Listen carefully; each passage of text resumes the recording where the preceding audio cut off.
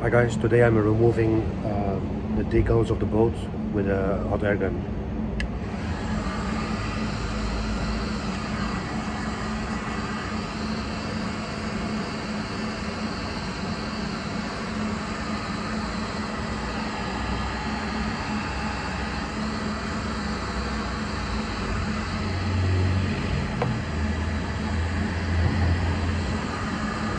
Once it gets hot, it's easy to peel it off.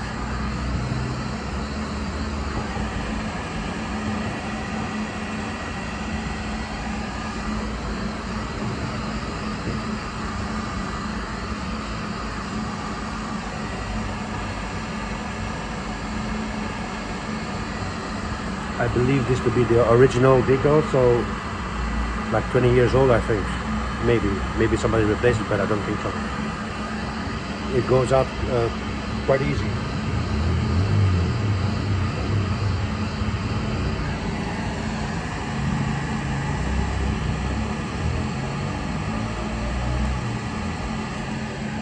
Yesterday I was trying to get it off with sandpaper, but I made a whole mess. So definitely works. Thanks for watching.